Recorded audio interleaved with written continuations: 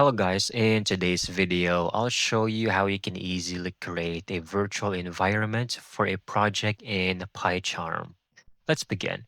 First, open up PyCharm. This is going to be very simple and straightforward. So once you have successfully set up everything, I want you to click over here, all right?